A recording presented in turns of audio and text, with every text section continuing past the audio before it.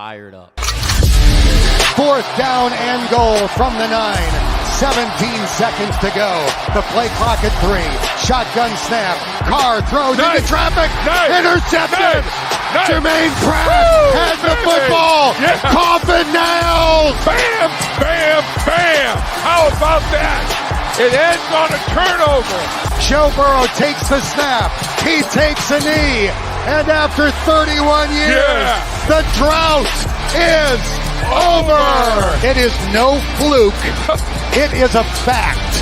The Cincinnati Bengals are headed to Super Bowl 56.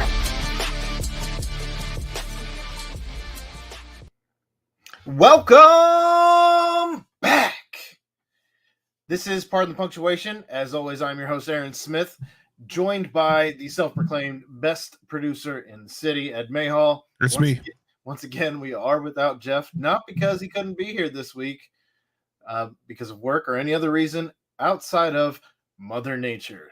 That's right. He was one of the people who still does not have power, and we continue to miss him terribly. But shout out to all the Duke workers out there working in the heat to try to get Jeff on here. Man, did you do anything outside today? I drove to Home Depot. Yeah. No, that's it. I walked from the front door to the truck, and then from the truck to the front door of Home Depot. That was way too much for me. With a heat index of over 100 today, it was certainly a hot one. Chad, I just got done recording the nightcap with Chad, and he had to go to camp today. Oh, nope. Which was down on campus, and he was outside for the better part of 4 hours. Nope. Can't imagine. I hope he had plenty of water. I mean, I don't think water would have been the issue. I just think, when you find out things like, just how wet he was and how even after a shower and after wiping his face with towels trying to get all the salt off, he said it was still hot, just unbelievably hot. Geoff, he cut the grass today for 2 hours with a self-propelled. Hey, I cut the grass yesterday right before the storm hit, and that was on a riding lawnmower, and that was hot enough for me. It sounds like Geoff lost about 7 pounds today, then. Congratulations on the weight loss, Geoff. Congratulations. The lawn here needs it because, again, the rain has been awful. But when you have a larger property that requires a zero turn with some hills, I wasn't really trying to. I don't know how dry the ground would be. I'm not really trying to just leave ruts or anything like that. Oh, that's why I tried to get it done yesterday, so that right before the storms, because the grass was getting huge. There was getting to it tomorrow in the heat. I think I happened maybe Friday when it's a little bit, when it's a little bit cooler out. I don't know. I don't have a ton to do on my birthday tomorrow, so there's an off chance I end up out there cutting grass. But it's be the hottest day tomorrow, dude. It's be like a heat index of like 112. I get it, and I had thought about going golfing by myself, and I'm like, nah, I'm not. No, that's even worse. I'm not sitting in a golf cart and going out and golfing and just coming home and needing to hose off before even coming inside. But you should do something indoors, like go to an arcade. By myself. I mean, at least golfing by yourself isn't like weird, right? It might be. I don't know. I don't golf, so I don't know if that's a socially acceptable thing to do or not. Like, I imagine going to a baseball field and trying to play, catch with yourself is definitely weird. But I don't know about golf. I don't know. I mean, it was the oldest birthday yesterday, and we went up to the batting cages up in Columbus yesterday, and I saw a guy, grown man, in there doing softball cages. He did like 2 rounds and then he left. I think that's weird. Like. I don't know. That seemed weirder to me than going golfing by yourself. If you went golfing by yourself, probably isn't bad. If you went putt by yourself, that'd be weird. That's fair. Yeah. Just show up at Putt Mountain, get yourself a slushie. By yourself. Argue with yourself over what ball color you want. That would be weird. So maybe golfing isn't so bad. Yeah, I don't know. Listen to music Yeah, there you go. Yeah. Just put in AirPods and. I was thinking of bringing a Bluetooth speaker, but that works too. I mean, whatever floats your boat, I suppose. Whatever does it. So, I don't know. Are you keeping an eye to make sure that we don't have our guest sitting in the lobby? Yeah, I can see it down here. All right. Well, I know the one time Chad sat in here just waiting and waiting. Well, that was Chad. Okay. I didn't know if Chad wanted to come in or not. And waiting. So, in the meantime, GF, I'm not a golfer. I said that before. I don't know. I don't know what's socially acceptable when it comes to golf. Like, I tried to golf one time in middle school with some friends. Oh, and I was politely asked to stop by the grounds crew. So I just drove the golf cart for the rest of the time. What were you doing? I'm not hitting the ball. I guess. Definitely hitting the grass a lot. Unreal. Also, not all about like, I mean, there's golf carts now, right? But yeah, all about like. Gioff's right. It's literally a solo sport. Frisbee golf. Okay, I've gone frisbee golf alone, but okay, yeah, you're fine. Man, you could do that tomorrow. That's like in the woods and shaded. Yeah, you walk the whole time. No thanks. Well, I guess you can't take a golf cart. You're right. You ever seen that foot golf? Where it's like use a soccer ball? Yeah, I'm not here for that, man. I give that one a shot with the kids. You go for it. Let me know how that works out. In the meantime, until our guest shows up, I guess we can start talking a little bit of Reds. I don't know if you've watched anything since last week. Well, they haven't won much since last week. I can tell you that. They sure haven't, and that's been an issue, right? Yeah. I did find out having some trouble. What's going on with this?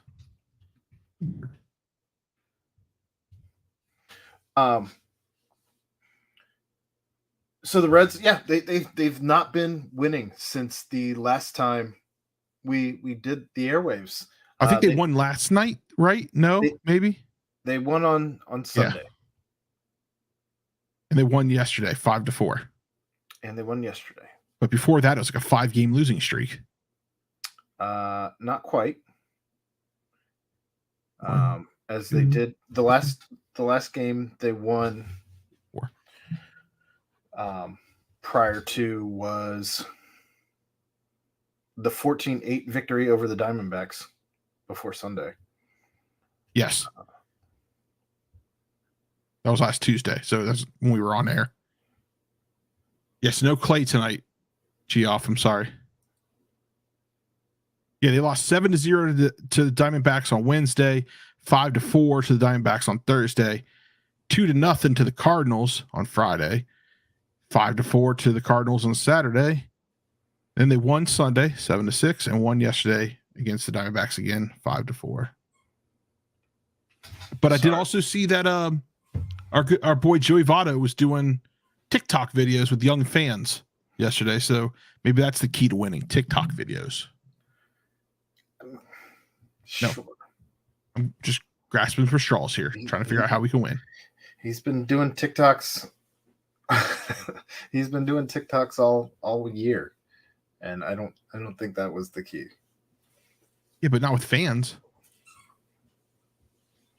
Sure, you're a young fan. You're right. You are right here. That's what it is.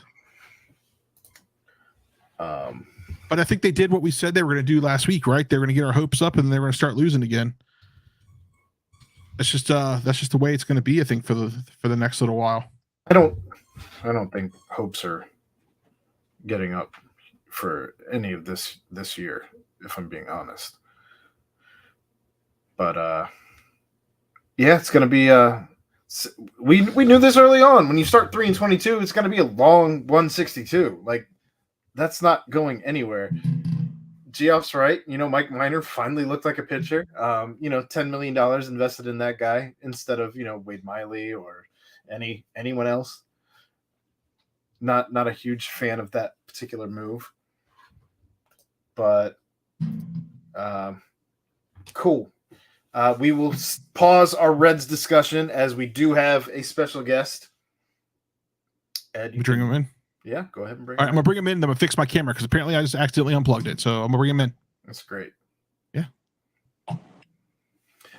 Griffin Merritt joins us now from this year's Cincinnati Bearcats baseball team.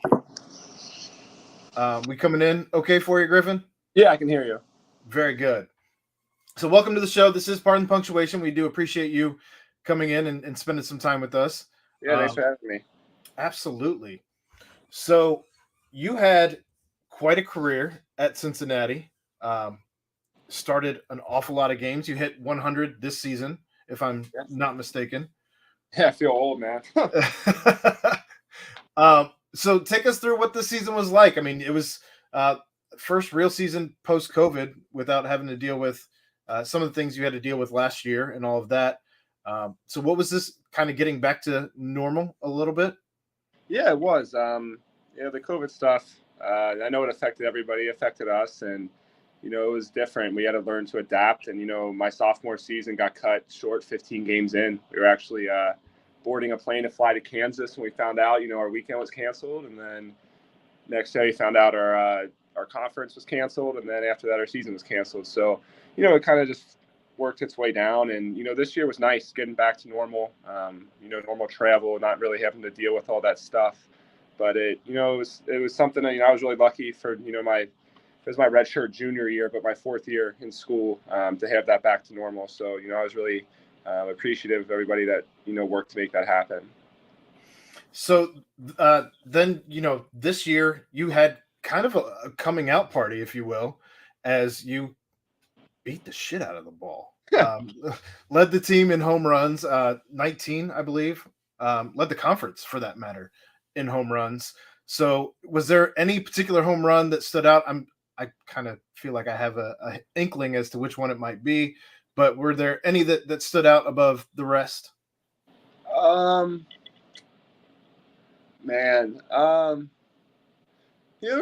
think there was a couple ones that, I particularly enjoy for different reasons. My first one at home this year against Ohio State, it was our home opener. Place was packed, fans were everywhere. The MLB was in a lockout, beautiful weather. I mean, everything lined up for a big crowd and a good night. And I hit a homer early on in the game. And, that I've never heard, that stadium louder than it was that day. And, that was pretty cool. And then later in the year, there was one, it was actually a game I didn't start. For some reason, I didn't start that game. And, coach was like, be ready. And, it wasn't like I wasn't hitting well. It was just kind of out of the blue. Like we were on like a 7-game skid, man. We were struggling. And I was like, you know what? Like I'm not real happy. I'm not in the lineup right now, but I got to be ready. So, comes around, 4th inning comes in and bases loaded. I take 2 outs and I'm hitting. So it's freezing cold. We're playing St. Joe's and, I stepped up there and first pitch, I hit a grand slam actually to put us ahead. And we ended up, winning that game. I think we went on a nice little win streak after that. So, to be a spark right there with the team and help turn it around is, means a lot. Just especially when we needed it. Being able to come through for the team this year, all the guys, are great baseball players and great guys, and everybody deserved to win. So, being able to be that guy that could be leaned on throughout the year was, that was special to me, and I'm happy I could do that for them. So you bring up, just how much the team means to you and all of that, but wearing Cincinnati has to mean a little something to you as well, as you were a Cincinnati kid. You went to LaSalle High School. And so was it always Cincinnati for you when you decided to attend Cincinnati? And we also know that you played a little bit of football for LaSalle as well. So was it even always baseball for that matter? Yeah, in high school, I grew up a Cincinnati kid, man. I loved the Bengals, loved the Reds. Both my parents went to the University of Cincinnati. I've always kind of just been a Cincinnati guy. And, I love this city. It's, this is my home.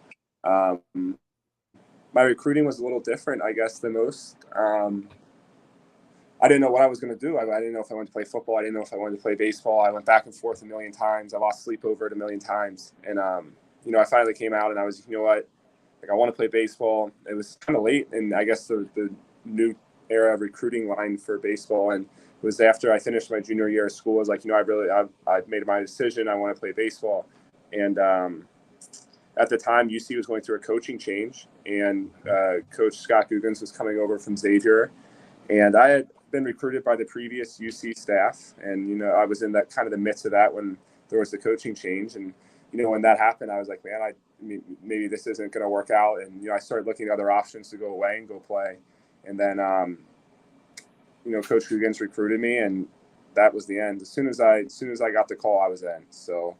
And I couldn't be more happy with my decision to, stay home and play in front of the people that, mean the most to me. Getting to play in front of my family and my friends and, people that support the city and that school was really special. And it'll always hold a very special place in my heart.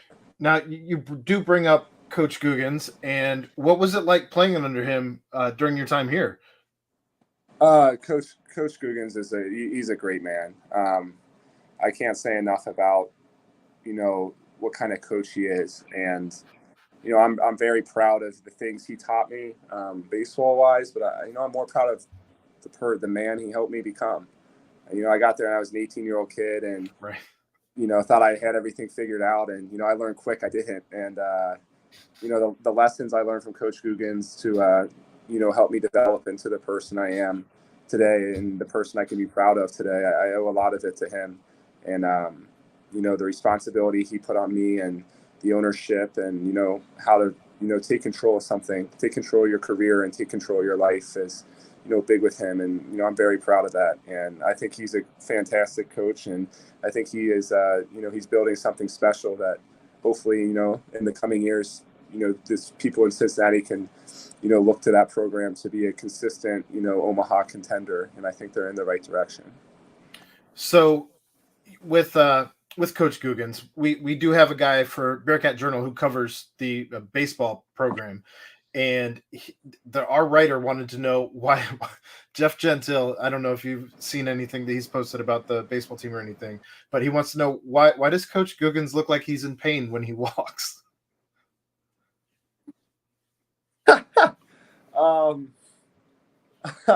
That's funny you asked that. Coach, ever since I got there, has just had bad knees. He was a catcher when he played in his time, and from my understanding is he's never wanted to, get him replaced. And, we mess with him, and he's done things to, that he thinks helps his knees. I think he went keto because it helped his knees feel better. I think he said that. And every day before practice, he walks like a mile backwards because it's supposed to be good for your knees. I think it'd just be easier if he got him replaced. But I guess I can say that now since I'm out of the program, so he can't, yell at me. I'm sure I'll get a call at some point. But nah, man, we mess with him and he takes care of himself. But at some point, I feel like he's probably going to need to, get some pretty serious knee replacements. So yeah, that's why he looks like he's in pain out there because he probably is. Now, our leader of Bearcat Journal, Chad Brendel, he's actually in the chat here, and he wants to know if you have any good Josh Wiley stories from your time together at LaSalle. Oh, man. Well, yeah, I do. I got plenty that probably shouldn't go on here. But, yeah, Josh and I, grew up together.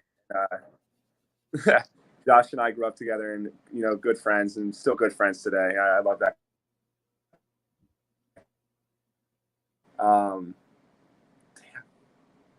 This is a good one. I was actually this big. I was with one of our other friends. His name's Jake Roberts. And it's like after a football game, I think our senior year, we were sitting there and he's like, oh, am I cutting out? You were a little bit, but you came back. All right, I'm back. No, I was saying Josh loves how he looks, and he's real particular about his hair. And my buddy goes like, "Hey, Josh, like, you ever let me give you a haircut?" And he was like, "Yeah, man, I'll let you give me a haircut." He's like, "Man, if I had clippers on me right now, would you let me? Are you being serious?" Josh is like, "Yeah." And my buddy whips out clippers from in his pocket and just shaved Josh's head and bald right there.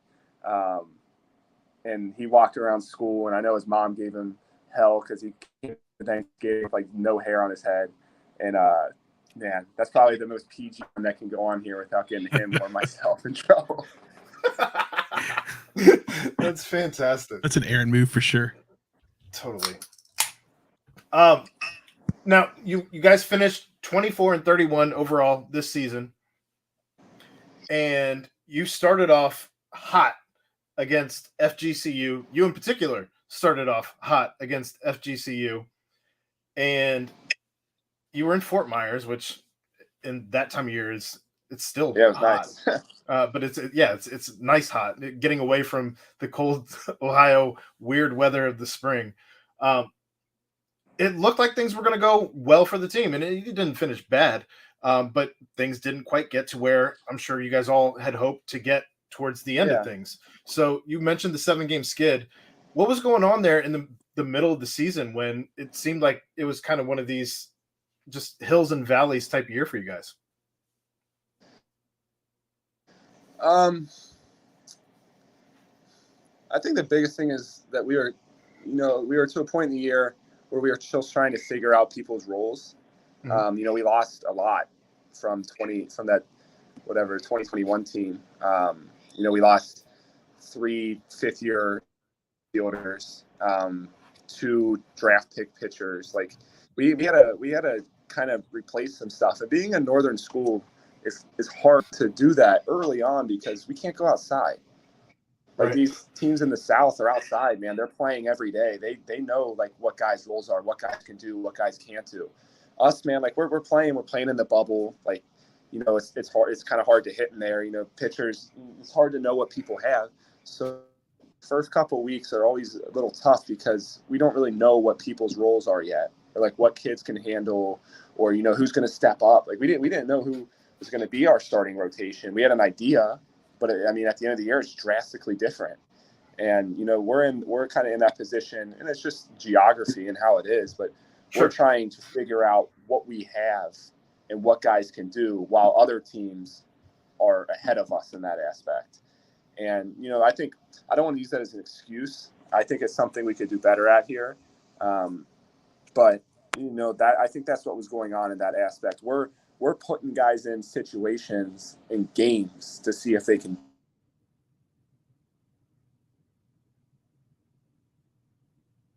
already know like who can close this game. Yeah.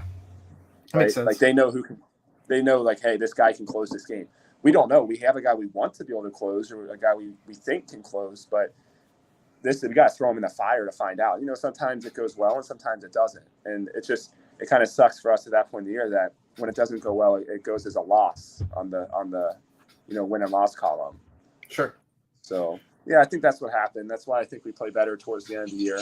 Where we understand what we have and what we have to work with, and towards the end of the year, we just ran into some injuries with some of our arms, and we weren't super depthy on the mound. So when we dropped a couple of guys with injuries late in the year, especially when that's the time of the year when you need the pitching the most, just because you're playing, the most in the tournaments and stuff. Right. It just hurt us. We just ran out of arms, quite frankly, towards the end. But most teams do. That's why the teams going to Omaha probably have 8 of the deepest pitching staffs in the country, because they can handle, that amount of innings and stuff in their conference tournaments and their regionals and their supers. But and they keep them healthy. So you did have 4 straight against Xavier. Yeah. And obviously those didn't turn out the way that the UC faithful had hoped. But is the rivalry between the baseball teams anything like it is with the basketball teams? You grew up a UC fan, so you're obviously very familiar with the rivalry. But what was that like playing baseball against Xavier? There's definitely some rivalry. I don't know if it's the extent of basketball, like how the crosstown shootout is, just because of the nature of the sport. Sure. But I think it got recreated a little bit this year. Well, one, you have Coach Googins came from Xavier, left Xavier to come to UC. Right. Xavier's hitting coach is Joey Bellini, who played on our team 2 years ago. It was our shortstop, is their hitting coach. So you have some crossover in that aspect. And Kyle Sprague, our hitting coach, was the hitting coach at Xavier. So there's some coaching crossover. And Billy O'Connor, Xavier's head coach, is a Cincinnati guy as well. So the coaching crossover, I think there's definitely some rivalry there. Xavier tends to recruit a lot of out-of-state kids. You'll see at more private schools, they go get more guys. So they have like a lot of West Coast kids, a lot of, they have a lot of kids from the West. So I don't know how much it means to them, but this year they had a catcher transfer in from Seton Hall, and he played hard, man, and he let you know he was playing hard. And that first game at UC, he was catching, and he was a pretty good hitter. And then he hopped on the mound and shut us out in, like, I think the last 4 or 5 outs to close the game for them, a one-run game. I think we lost almost all one-run games to him. Yeah. And he let everybody there know that he did that. And I think that fired us up some. And it kind of ignited that rivalry, which, I mean, I love. I mean, that's the kind of stuff doesn't bother me. I think if you're playing well, you want to be like that, that's fine. I'm sure he understands if it gets retaliated. I know he wouldn't care. But I think that rivalry is there, and it got a little chippy at UC that Friday night, and it was fun. It's fun. It's fun to play in games like that. Crowds into it. Both benches are into it. It's a lot better than if there's nobody really seems to be into the game. Sure. So I think that's a rivalry that, is going to be built more and more in the future, especially because I think my first 3 years there, we split with them pretty much every time. Like we'd win 2, they'd win 2, or be 1-2. And, this year they got us, man. Like they beat us 4 games. And I'll take my hats off to them. I'd like to play them 4 more times right now if I could. But, they got us. And next year I hope it's different. But, they're a good ball club and they played well. And it pains me to say that, but it was the truth. So in your time through the athletic conference, where were the places that, or place in particular, I guess, that was your favorite place to play in conference? Wow. Probably East Carolina. One, just because they're good. And, they were just in a super regional, and, they're a top 25, top 10 pretty much team every year. But playing the outfield, they got this thing called the jungle where they have, you think like, let me put this into perspective. Cincinnati, a lot of stuff to do around, right? You got something you want to do. You want to go out. You got a lot of options. Greenville, North Carolina. You want to do something on a spring night. You're going to an ECU baseball game because that's about all you could do. And, I mean, these people just pack this stadium every night. And in left field, they have this, they call them like the left field megaphones. These guys show up every day. They might get to the field before I get there. They're in there yelling and they're crazy, and they hound you, but you end up making friends with them if you're not like an ass or anything. Sure. So, I do enjoy playing there. Just good crowd, good baseball crowd. People understand the game, and fan involvement, and it's a beautiful place and a nice. I'm not trying to talk down on the city at all, but it's it's a beautiful setting. Yeah, there they are right there. I'm probably somewhere in there getting yelled at. Yeah. On the flip side of that coin, did you have a least favorite place that you played at? And you're not going to play them ever again, so you're allowed to talk whatever smack you want. Yeah, probably Memphis, man. Memphis's field, they're redoing it, so I can say this, but they had the worst field, man. It was. Loved hitting there though, because it was like a little kids park. It was so small. Hit a bunch of homers there, so it was fun. But I mean, just where we stayed, our part of Memphis we were in, and where their field's at, and their athletic facilities are just not in a nice setting at all. And it's FedEx Park, man. I remember leaving FedEx Park last year, being like, "Thank God I need to come back to this place," because I just wasn't my favorite field at all. I remember the dugout. We were in the third base dugout, and this thing's like all the way in left field. It's like if you strike out, you got like a 60-yard walk back to the dugout in front of everybody to let them know, like, hey, man, not only did I just strike out, but now I got to walk 60 yards with my head down to get back to the damn dugout. So probably that was my least favorite field. But they're redoing it, I believe, this year. So hopefully, they move that dugout back into where you can actually see the game and fix up some of the other stuff in that field. Yeah, logistically, that doesn't even make sense. I can't imagine having to walk 60 yards back. Oh my goodness, that's crazy. It does seem like a distance. Yeah, It does seem like a distance. That's not doing it justice, because I feel like it's a lot farther than that still. It still feels like a good distance. Because their dugout feels a lot closer. Yeah, well, that dugout like extends down out of that picture a lot. That's a very favorable picture of their field, by the way. So it doesn't always look like that. But also, every time I'm there, it's like 50 degrees, cloudy, and raining. So I guess that doesn't help. It looks like there's some sun in that. Another sleeper one that I enjoyed but wasn't crazy about was Wichita State. Very cool setting. Complete opposite. Field, everything great. But they play like it's like a very – if you pull up a picture of Wichita State and you see the back of their stadium, it's very big. And it makes like these crazy shadows on the field. And it's kind of tough to pick up the ball and see the ball there. And I think they know it, so they play in that time because they're more used to it. But field itself is beautiful. It's a beautiful complex. Their facilities are gorgeous, but just the way it's set up with the sun, it's makes it a little tough to see the ball at certain times of the day.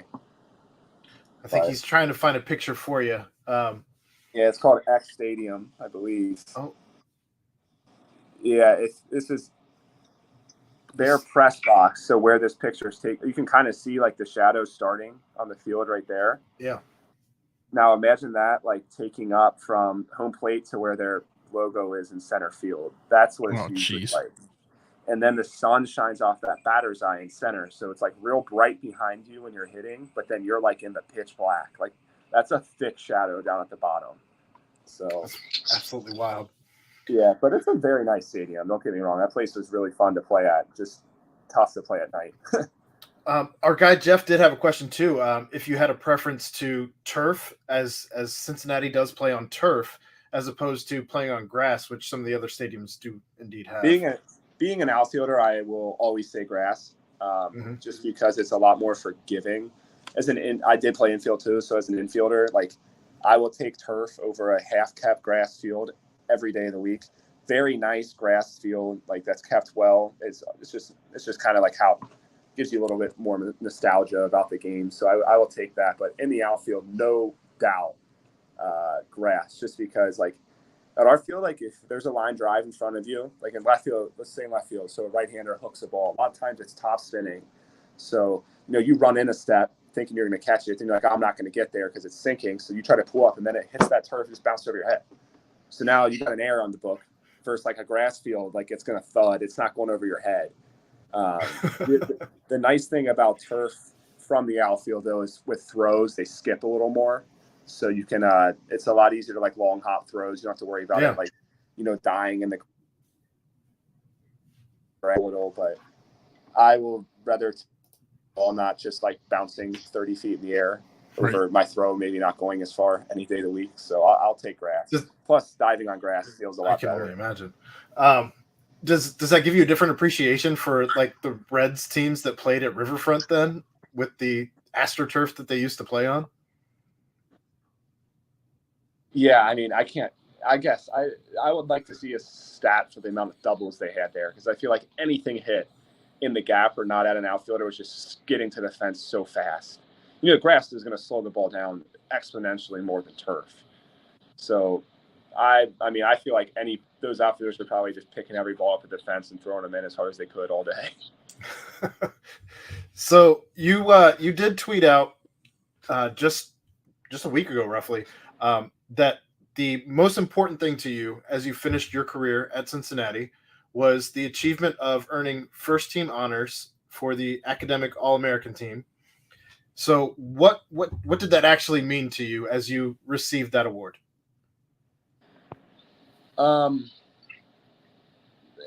It's hard to put into words, but I was fortunate enough to accomplish a lot in my time at UC. Made first team all conference, second team all conference, conference player of the year. A lot of things. I was fortunate and grateful enough to accomplish on the field. Winning a conference title my first year there. Right. Like things that I'm extremely proud of. But the academic All-American it does mean the most to me, just because a lot of that work that I put in to, succeed on the field and in the classroom, I had to make sacrifices for that. That doesn't just come to fruition for no reason. I got to school and, I said, at first I wanted to be a doctor, and, now I want to be a dentist. So I guess I'm still a doctor. Just don't work every day. But, people are like, hey, man, even people like in the academic side, in the athletic side, like, hey, like, I don't know if you're going to be able to do both, like I think if you take this major with these classes, it's going to hurt your baseball. I think, academic people saying, like, you missing all these classes, like in the spring we travel, like we're leaving Thursday, we're gone Thursday, Friday, Saturday, Sunday, Monday. Like I'm missing a lot of class. You're not going to be able to, graduate with, and, I didn't really listen to any of that. I was just like, you know what? Yeah, I know it's going to be tough, but, I'm going to make it happen. I'm going to find a way to succeed. And the biggest thing about that is I was a 4.0 student in high school, top of my class. It just got to college and it was not the same. My first semester, my freshman year, with probably the easiest classes I had in 8 semesters at UC, I think I had a 3.2 GPA. It was like the lowest GPA I ever had in my life. I finished with a 3.9, I'm pretty sure. Like I never even got close. I don't think I ever got a semester GPA under a 3.7 after that. But like, to me, like I got there and I was like, all right, like this is an adjustment. And I didn't panic. I didn't switch my major. I didn't do anything. I was like, I got to find a way to succeed in this. And I adjusted how I went about things. I adjusted how I studied. I adjusted how I managed my time. I adjusted, to be able to be successful. So, that's why I think that means the most to me, because I didn't compromise for other people's expectations of what should happen. I showed that, you're able to succeed on the field just as while at the simultaneously succeeding in the classroom, which as a student athlete, I feel are, especially in athletics today, like people don't understand that, you watch these big football, basketball, baseball games, like those kids go to class too. And those kids probably finish that game and go do some, like have a test to take or something. Right. And I think getting that honor that 9 guys got in the country, just meant a lot to me, because the on the field stuff, everybody recognizes that, right? Everybody recognizes the on the field stuff, but it's the off the field stuff that people forget that, that's part of our lives. And that was important to me to succeed there. That was important to my family, to graduate and to be a successful student. So putting that time in and the support I got, the other, I don't want to ramble about this, but the other part that made that as special as it was to me is because I didn't do that one alone. Not saying I did the baseball stuff alone, but like when I get in the batter's box or I got in the field, like nobody's there to help me. Like it's on me. Like if I'm going to succeed, it's on me.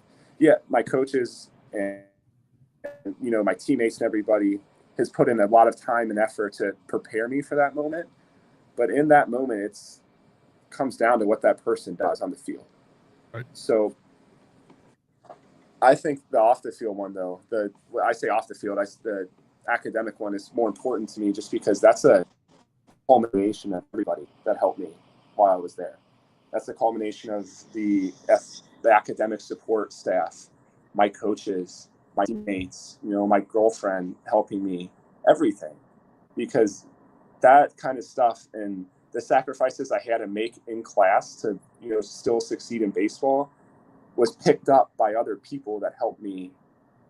I missed class, I didn't go to a lecture because I had a game. But I got, my friend in the class that took really good notes and sent me the notes so I can take my own notes, study. Like that means more to me just because that's an everybody award in my book. Sure. That's fantastic. So, it's hard not to draw comparisons to like Alec Pierce here in the chat or like a Ryan Royer who just finished with engineering degrees. Know them both really well with the football program. Sure. So yeah, well done, man. Well done. Huge accomplishment. I appreciate it. Yeah, that was Coach Googins called me the day before and told me, and when I hung up, that's the first time that I think I got emotional about receiving something. I got when he told me I was the conference player of the year, we were on the bus, on the way to practice in Clearwater, and I had all my teammates, coming up and hugging me and stuff. And it was great. And I was extremely happy, don't get me wrong, but it didn't shake me, to emotions like it did when I sat there and took a deep breath, what I just achieved was, very big, and it's very important to me. So that's just the kind of the mentality I want to have going forward in my life. Whatever I decide to do is I don't need to compromise in something that's important to me. I can make 2 things work. I can make 3 things work, 4, whatever it is. I can find a way to adapt and find a way to succeed. It's good stuff right there, man. That's good stuff for life. Cut that up and send it to the kids. Before we get into what is next for Griffin Merritt, Jeff Gentile, our baseball writer, asked who you predicted is going to take over the home run leadership next year.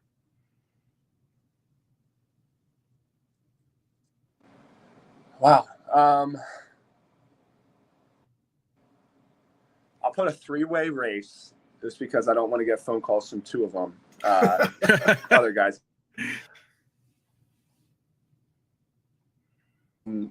Ryan Nicholson, left-handed hitter. He'll be a senior.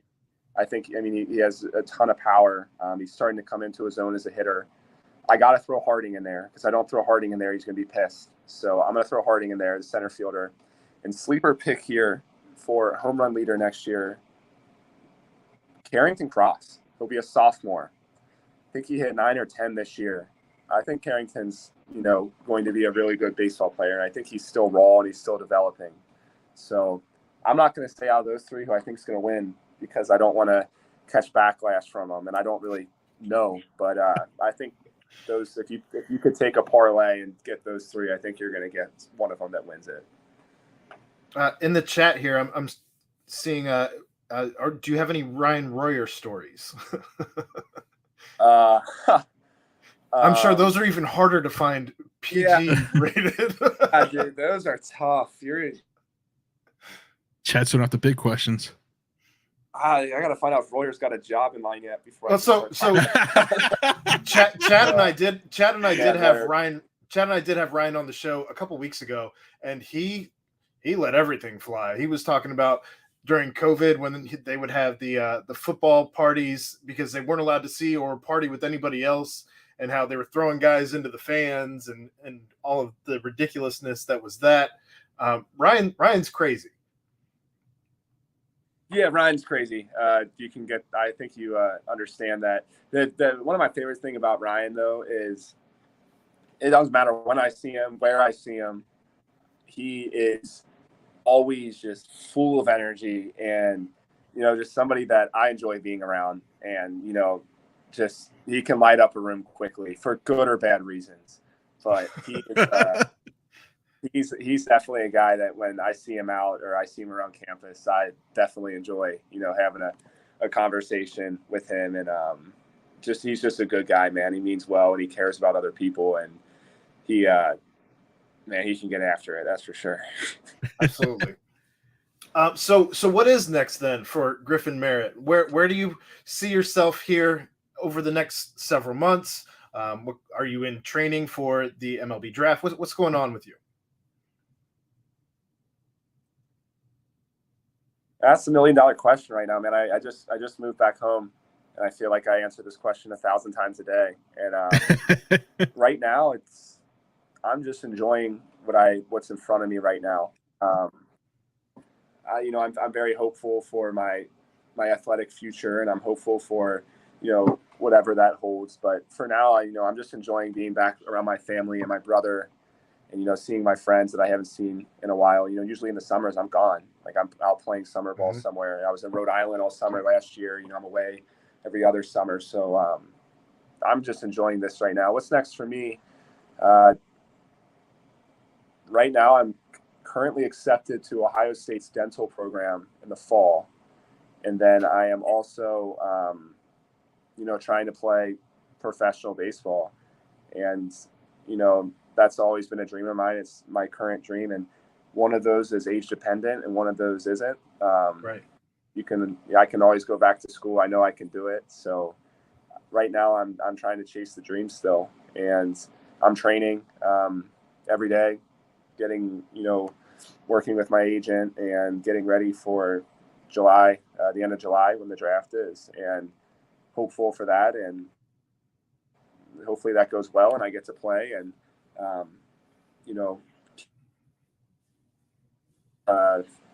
hitting milestones in my baseball career.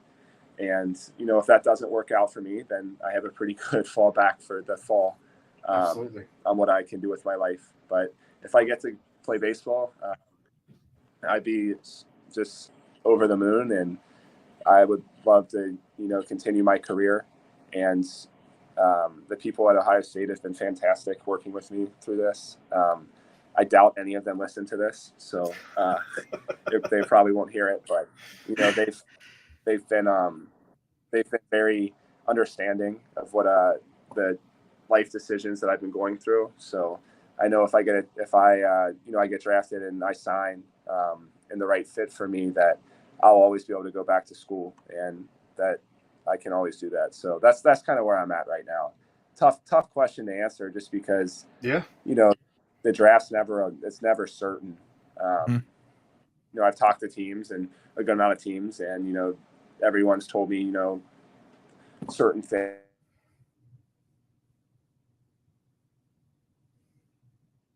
100% I'm getting drafted, I'm gonna go play professional baseball, this and that. Like, I hope that's what happens, but if not, then I'm definitely prepared to go about my life in another direction that I'd be proud of as well. For sure. Is there any team or teams that you've heard from more than others, like significantly more than others? I don't know how much to that.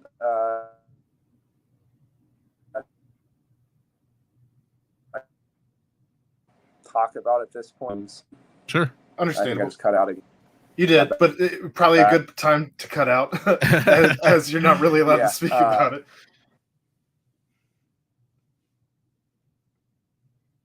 Oh, that goes good. Yep. Yeah, I mean, I've talked to most teams. Okay. I don't think people understand as much is that they're drafting based on their needs. It's not always it's just like the NFL draft. Like, teams are drafting on their needs. I feel like people think draft's like, oh, best available. We're going to get the best available. That ain't it. In a certain extent, that can happen, right. But it's really dependent, on who sees my skill set and thinks that, that's going to help them in the future. So there's been more than a handful of teams that have reached out, like I've talked with, and, that's what they're looking for.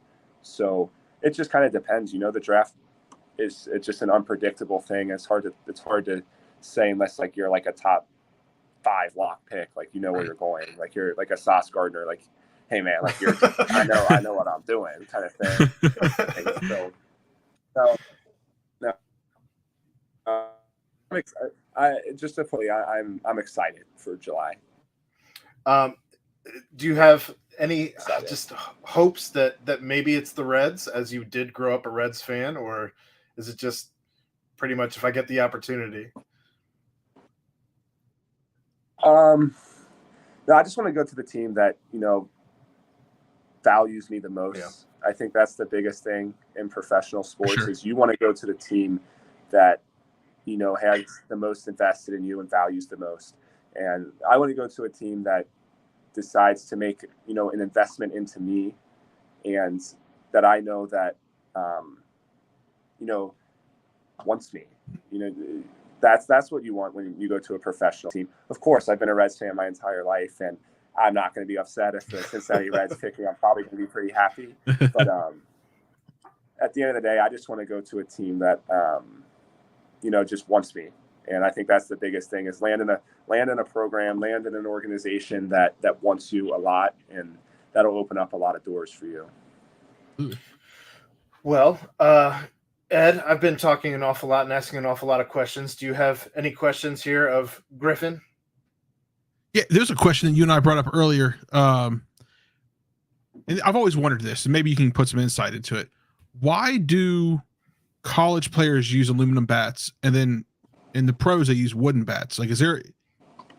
I imagine it's probably a hard transition, right? Going into the pros, going to a wooden bat rather than an aluminum bat. I think the flat answer for this is just going to be money. One aluminum bat for a year or 2, 3 versus, a lot of wood bats. I mean, wood bats aren't cheap. They're cheaper than aluminum bats, but if you're using 10 a year on the college, they're paying for 500 bats a year, like throughout the fall ball and everything. I think it just comes down to money. Smaller programs wouldn't probably be able to afford it. Transition wise, it's not as big a transition as you think. It depends. Like if you're swinging like a crappy wood bat, yeah, because it's just kind of like a crappy bat. But like the nicer wood bats, the performance isn't any different. It's not as forgiving. Like with a metal bat, you can hit a ball off the end or like hit it up the handle a little bit and still like have something behind it. Versus a wood bat, you're just not going to get that same forgiveness. It's not necessarily going to break, but it's just not going to go, I guess, as far or come off as hard as a metal bat. But when you square it up with a wood or a metal, there's no difference. There is a little transition. Like if you swing, like I've been swinging wood since the season ended. Got hung up my metal bat, so that thing's done. So yeah, there was like a day or two where it feels a little different, but after that, it's fine. And college kids in the summer play with wood bats, so you play all summer. Those summer leagues, yeah, you're playing with a wood bat, so you get used to it. There is a essence of transition. Now, you play? Oh, sorry, go ahead. I was just gonna say the Bearcats kind of went viral for different celebrations they were doing in the background, largely like the different like video bombs they were doing, or even just stuff in the dugout they were doing, whether it was like the shot skis or I headed that, by the way. That was I was going to ask, how many of these things did you head? My freshman year, I headed that. I had a weird season my freshman year. I didn't start in the first 20 games, probably first 15, 20 games.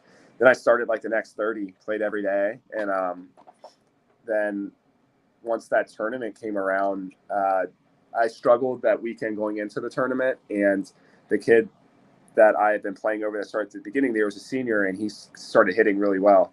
So he played in the conference tournament and in that regional. And he did really well, and he really helped the team. But, I'm sitting in the dugout like, damn, like I brought value this whole season on the field. Like, what can I do to bring some sort of value now?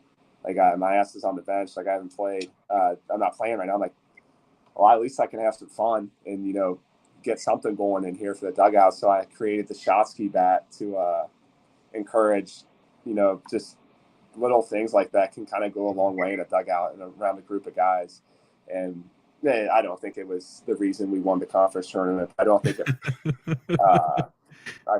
I think having your whole team buy in and, have fun down there is extremely important if you're going to win that. You gotta gel as a team, and you got to be having fun. So at that point in the season, my 19-year-old self thought that's the value I can bring right now, and that's what I did. Awesome. That's awesome. What'd you have, Ed? I was going to ask, do you play in any summer leagues? Like I went to the Savannah Michigan. I went to Michigan, and they had like the pit spitters. Yeah, like the Northwoods League and stuff. Yeah. Yeah. This past summer, I played in Rhode Island, in the NECBL, which is a really good league up in like the New England and Massachusetts and like the Cape area, and I loved it. It was awesome. I mean, the biggest thing for me is I'd really never been away from home. This Cincinnati's my home and I love it, but I think there's also something to be said for getting out of here for a little bit. Agreed. And I lived up there with the host family. It was awesome. I lived right on the beach with two wonderful host parents, and I had a host brother and a host sister that were both younger than me, and I enjoyed it. I played for the Ocean State Waves up in Rhode Island, so it was a first-class organization. I got to meet a lot of people. I think a cool thing about this summer ball stuff too is you get to meet kids from all over the country. Right. Like I'm playing with kids from to go to Boston College, Duke, like Ole Miss, Southern Miss, Texas, like all these guys, and you get a different perspective, and that's how you learn as a baseball player. You get different perspectives from people, and all of it helps, and everybody's up there just to play and get better. And summer ball's fun. It's laid back, and you're enjoying. It gives you the thing. The college season's a little stressful. You're trying to succeed. You're trying to get yours almost, and you get to the summer, and it's like baseball's fun, man. It's always fun, but it's especially fun when it's just you and 35 guys you didn't know last week up in the middle of nowhere just playing baseball. There you go. Yeah. Ed, you got anything else then? That's all I got, brother. Excellent. Well, Griffin Merritt, we do appreciate your time tonight. We absolutely wish you the best of luck with the MLB draft coming up. I believe is it this month? It's July 17th, 18th, 19th. Okay, next month. It got pushed back. It used to be in June. Okay. COVID stuff. They moved it back, and I think they liked it in July more, so they just stuck with it. So, Well, I appreciate it, guys. Yeah, for sure. Like I said, we wish you luck, whether it be in baseball or in dentistry. It sounds like you've got definitely some different paths to wander down, whenever that time does come. Yeah, it'll come. Baseball at some point ends for everybody, but I want to play till somebody tells me, hey, man, you probably can't play anymore. So anybody in here listening to that, when that day comes, man, I'm going to need some patience so roll into the office. All right. Well, ladies and gentlemen, that was Griffin Merritt. Again, thank you, sir, for your time tonight, and good luck with whatever comes your way here in the next couple months.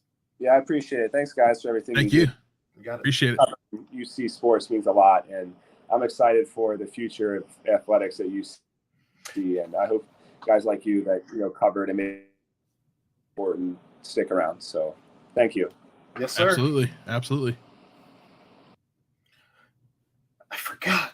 He brought it up at the end, and I forgot. I wanted to ask him what he thought the Big 12 was going to mean for baseball, as with Oklahoma advancing and Texas was advancing. I don't even know if both those teams are still in, but I know that they were definitely both contenders there for getting into the World Series. I just haven't paid a ton of attention, if I'm being honest. But that was a great interview. That was great. He was deeper than I expected. Hey, he gets a head on his shoulders for sure. Like he knows, like he said, he wants to play baseball, but if not, he has a fallback, and dentistry is a pretty good fallback. Yeah. I could never relate to trying to even wrap my mind around wanting to be a dentist, but if that's your thing, go for it, man. He's succeeded, obviously, in the classroom, for sure, on the field. And just sounds like a good kid that just would be a lot of fun to be around. I can't remember the names of the teeth, so I mean, I'm sure he has it locked down, so he'll be fine. Yeah, probably. Molar, incisor. That's two. Anyway. What was the one that Joey Votto was going to get turned into a diamond? Cicuspis? Cicuspis? Is that a tooth? I don't know, man. Is that a medical term for a tooth? Should have asked him that. Here's something. Didn't know I could do that, did you? Did the Reds game start? What's the Reds game looking like? The Reds game has started. It's in the bottom of the third, 0-0. Okay. So they've definitely been on the struggle bus, as we started talking about before we were joined by Mr. Merritt. But like I said, this team is going to continue to struggle. I know we saw the late night podcast did take a little bit of I don't know how to say this. It took issue with Tommy Pham and his comments after his win when he was speaking with Jim Day. Did you see any issue there? Obviously, neither of us have been players at any level in baseball or any other sport for that matter, outside of intramural. I didn't take anything. I found it was just like, when a quarterback's getting ready to go into the tunnel for halftime and they ask him, what do you think you need to do better in the second half? And if he says, my O-line needs to protect, or, the defense needs to, get to the ball quicker. That's just, you see on the field. As my players, they'll do better. They'll be fine. I didn't take any. I didn't when I watched it the first time. I was like, cool, awesome. And then when you sent me the tweet, I was like, I don't get that. So for those who didn't see the tweet, it was basically Tommy Pham saying essentially that they have a lot of young arms in this Reds team, and that they're going to struggle at times. And the sooner they start working on those secondary pitches and can better those secondary pitches, this team's going to win a lot more games. Yeah. I don't think it was a backhanded compliment. And I think it was Carlos from the Late Night Reds podcast. Yes. He is a former player, but he took issue with saying any negativity whatsoever about your pitching staff and saying that you just don't do that. Like I said, I mean, it was the first time that Tommy Pham has actually spoken with Jim Day following a game as a Red. But I don't really feel like he said anything that was out of pocket. I didn't feel like it was. Like, again, probably one of those unwritten rules of baseball that probably don't need to be an unwritten rule of baseball anymore. Like it probably like there's 4,000 of them. You probably not. Yeah, you probably not allowed to pick the top cup next to the water can. That's probably for the pitcher too. Who knows? The number one rule of unwritten rules is never write unwritten rules. Right, never write them down. Can we write them down sometime though, just to let us know? Like we need a former player to. It would be longer than the Dead Sea Scrolls. Like, that's true. Actually, we need like a former player to start a website called Unwritten Rules of Baseball and just like throw them up there, or a Twitter page, right? Something. Just one a day. Just one a day. I don't know. I also saw that Tommy Pham still talking about the fantasy football thing. The Jock Peterson incident. Yeah, I guess Field Yates tweeted something today. Saying missed this yesterday. The Giants showed up to their game yesterday with shirts that read Fantasy Football 101, stashing players on the IR isn't cheating. That's what their t-shirts say. And of course, Tommy Pham replied, they really played themselves because now all I have to do is release the IR rules in the league and the text how I told Jock I was going to pimp slap him for cheating. Sure did. And he went out there and pimp slapped him. Why isn't this gone yet?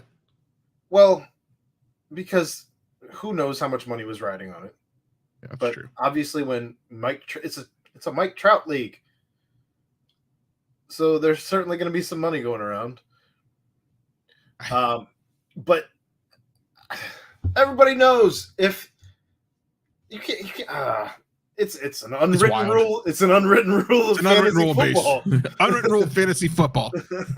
Don't put your players on the IR. They should know. They should know what the unwritten rules are anyway. ESPN app tells me what the rules are. That's what. Yeah. So the baseball is it's going to be a rough summer still. Like that hasn't changed. Obviously, when you drop 2 of 3 to the Cardinals, that kind of is a measuring stick for the division. They are to the Reds what the Steelers are to the Bengals, and dropping 2 of 3 to them is never easy. And imagine how cheap the tickets are going to be after we get out of this heat wave, or in the heat wave. Well, even you're right. That's actually a good point too. I was thinking like, buy cheap tickets to go down there after this heat wave. But you're right. Yeah. I wonder if we get tickets in a suite in this heat wave right now, for like the price of Red seats. I'm not driving 2.5 hours to go watch the Reds. Have you watched a game in the suite before? I'm not driving 2.5 hours.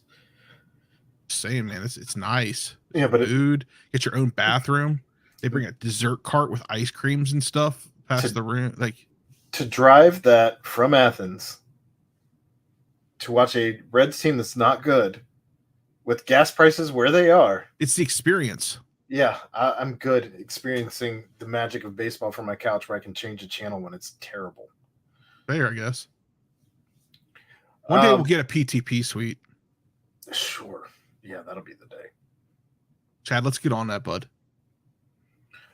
Outside of that, have you been paying any attention to the Bearcats and what's been going on with the recruiting classes?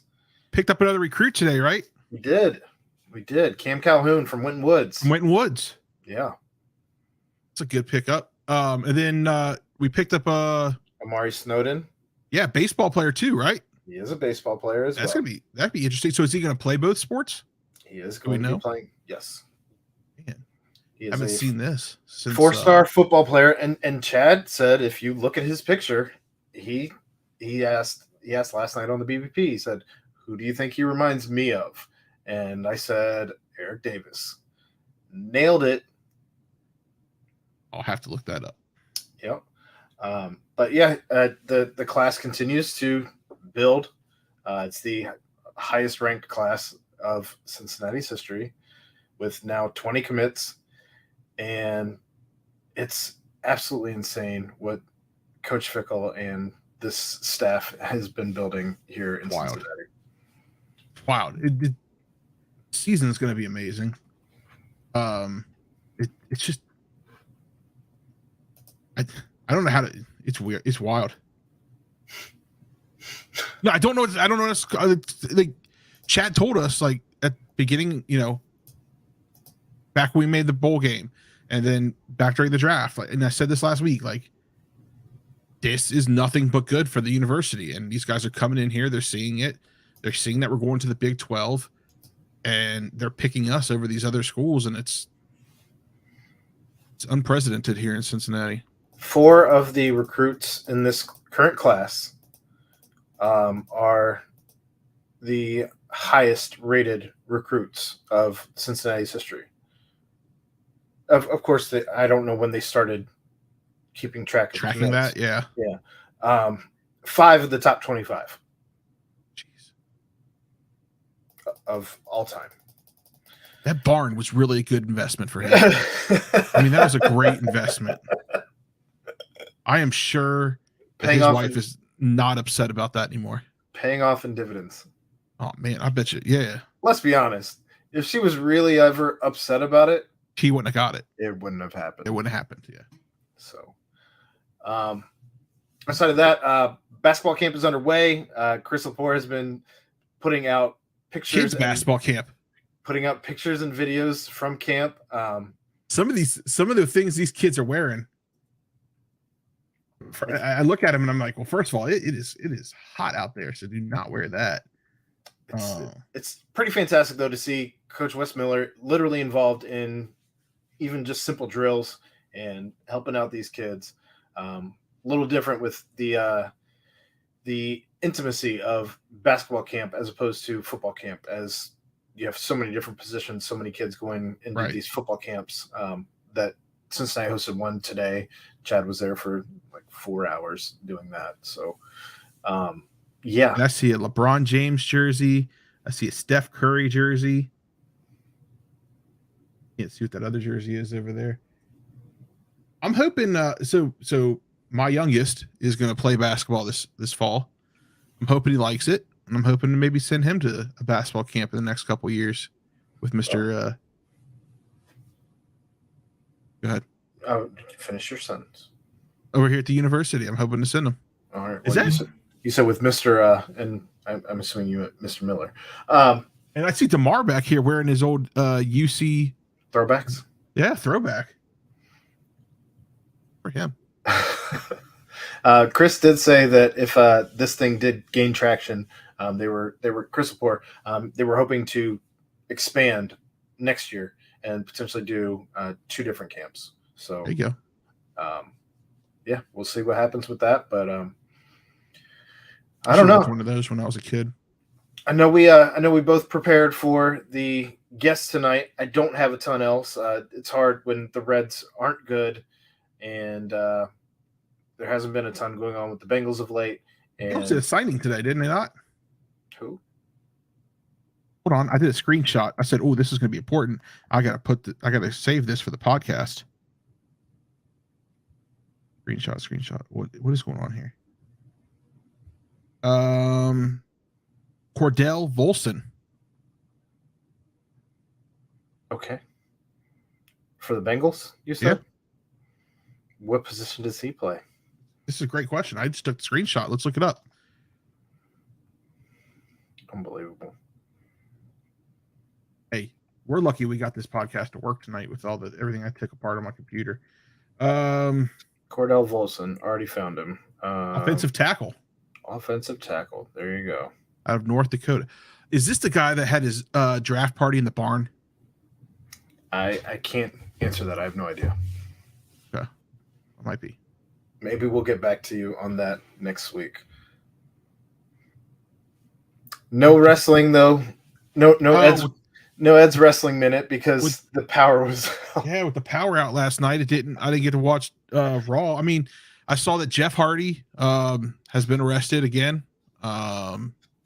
He's probably gonna get kicked out of the AEW. We talked about the American Dream last week, Cody Rhodes and his torn pectoral muscle. He just had surgery last week. I guess he's going to be out for like 6 weeks, they said now. He made it sound like he was going to come back quicker, but looks like that ain't happening. And I think Pat McAfee. Because of the sledgehammer, right? Yeah, the sledgehammer. Well, first it was from lifting, and then the sledgehammer was afterwards. And I think Pat McAfee, he's been in the gym again. He's talking about doing keto again. Last time he did that, he had that WrestleMania match. So it's up to something season. He might be doing a match again. I like that. It's up to something season. Up to something season. You didn't come up with that, did you? No, he did. Yeah. Okay. Yeah. If you watch the show. Sure don't. Okay. Well, got a lot going on doing, producing and listen to it. Our own shows. So. Works. Well, then if that's it, that is another episode of Pardon the Punctuation in the books. Again, special thank you to Mr. Merritt. And it was a fantastic interview. But we also wish the best of luck to him in his future endeavors, again, whether that be dentistry or baseball. I should have brought up the fact that I won a bunch of band competitions at LaSalle. I wonder if maybe next time. Hopefully Jeff's back next week because, again, we miss him. Yeah, absolutely. We miss him. And other than that, sitting around his solo stove right now in his underwear because it's 85 degrees in his house. Woof. Jeez. But that wraps it up. That was another episode of Pardon the Punctuation. Again, I'm Aaron Smith, and for my co-host Ed Mayhall, we appreciate you listening in. But we'll see you next week, 9:15, Tuesday. Ba-da-ba. See ya!